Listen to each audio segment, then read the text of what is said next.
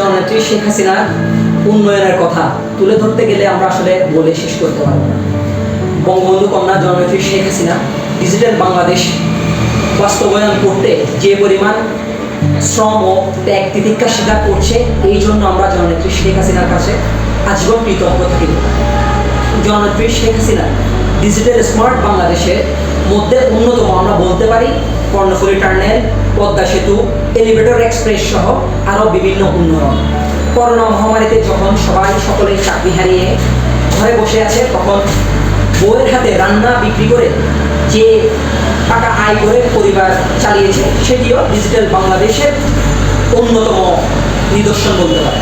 জননেত্রী শেখ হাসিনা ডিজিটাল বাংলাদেশ গড়ার লক্ষ্য গুরুত্বপূর্ণ চেষ্টা করছে। আমাদের জননেত্রী শেখ হাসিনা যারা আমরা কর্মী রয়েছি, আমরাও তাদের বিভিন্নভাবে সহযোগিতা করতে হবে জননেত্রী শেখ হাসিনাকে।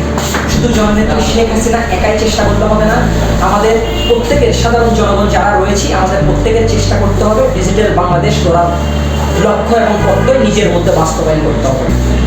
ডিজিটাল বাংলাদেশ ছোট্ট একটি, সাপোজ আমি যদি চিন্তা করি এলিভেটর এক্সপ্রেস হচ্ছে, আমি এলিভেটর এক্সপ্রেস আমি কোনো কাগজ ফেলবো না, আমি নির্দিষ্ট স্থানে নিয়ে গিয়ে একটি কাগজ ফেলবো। আমি একটি কোনো কোল্ড ড্রিঙ্কস খেয়েছি, কোল্ড ড্রিঙ্কসের খোসাটি আমি যেখানে সেটা না ফেলে আমি একটা ডাস্টবিনে ফেলেছি। এটাও ডিজিটাল বাংলাদেশের আমি একজন অংশ হিসেবে, গর্বিত মানুষ হিসেবে আমি এটার অংশ হতে পারি।